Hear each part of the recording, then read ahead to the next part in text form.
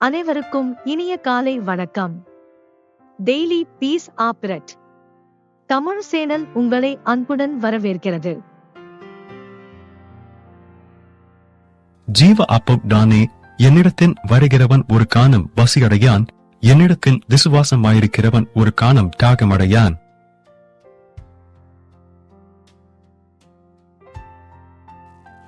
இன்றைக்கான வேத வசனம் சங்கீதம் அதிகாரம் 146 வசனம் 7.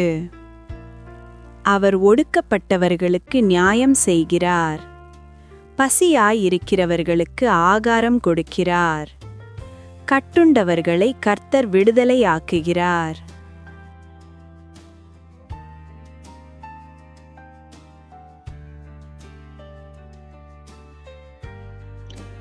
அன்பானவர்களே, அனைவருக்கும் இனிய காலை வணக்கம்.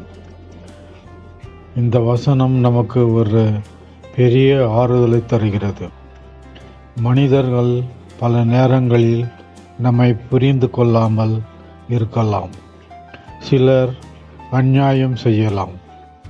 வாழ்க்கையில் நம்மை யாரும் கவனிக்கவில்லை என்று தோன்றும் நேரமும் இருக்கும். ஆனால் தேவன் எல்லாவற்றையும் காண்கிறார். ஒடுக்கப்பட்டவர்களுக்கு அவர் நியாயம் செய்கிறார். பசியாயிருக்கிறவர்களை அவர் மறக்க மாட்டார். தேவையானதை அவர் கொடுக்கிறார். 1 ராஜாக்கள் அதிகாரம் 17 வசனங்கள் 14 முதல் 16 வரை. எலியா காலத்தில் சரேபாத்தில் இருந்த விதவைக்கு எலியா கர்த்தர் தேசத்தின் மேல் மழையை கட்டளையிடும் நாள் மட்டும் பானையில் மா செலவழிந்து போவதும் இல்லை, கலசத்தின் எண்ணெய் குறைந்து போவதும் இல்லை என்று இஸ்ரவேலின் தேவனாகிய கர்த்தர் சொல்லுகிறார் என்றான். அவள் போய் எலியாவின் சொற்படி செய்தாள். அவளும் இவனும் அவள் வீட்டாரும் அநேக நாள் சாப்பிட்டார்கள். மேலும் கட்டுண்டவர்களை விடுதலையாக்குகிறவர் கர்த்தர். அது சங்கிலி போல இருக்கும் பிரச்சனைகளாக இருந்தாலும், கவலைகளாக இருந்தாலும், பயமாக இருந்தாலும் தேவன் நம்மை விடுவிக்க வல்லவர். அப்போஸ்தலர் 16 அதிகாரம் வசனங்கள் 25-26 பவுலும் சீலாவும் சிறையில் இருந்தபோது தேவன் அதிசயமாக சிறை கதவுகளை திறந்து அவர்களை விடுவித்தார். நடுராத்திரியிலே பவுலும் சீலாவும் ஜெபம் பண்ணி தேவனை துதித்து பாடினார்கள். காவலில் வைக்கப்பட்டவர்கள் அதை கேட்டுக்கொண்டு இருந்தார்கள். சடுதியிலே சிறைச்சாலையின் அஸ்திபாரங்கள் அசையும்படியாக பூமி மிகவும் அதிர்ந்தது. உடனே கதவுகளெல்லாம் திறவுண்டது. எல்லாருடைய கட்டுகளும் கழன்று போயிற்று.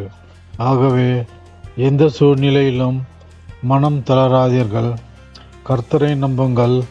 அவர் உங்கள் வாழ்க்கையில் நியாயத்தையும் ஆசீர்வாதத்தையும் விடுதலையும் கொடுப்பார். இப்பொழுது நாம் ஜெபம் செய்வோம்.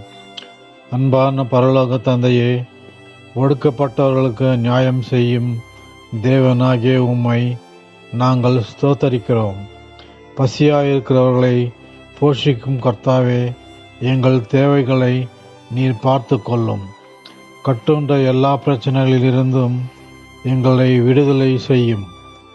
இன்று இந்த வசனத்தை கேட்கிற ஒவ்வொருவரையும் ஆசீர்வதிக்கவும். இயேசுவின் நாமத்தில் ஜெபிக்கிறோம். ஆமேன். உங்களுக்கு கிருபையும் சமாதானமும் உண்டாவதாக.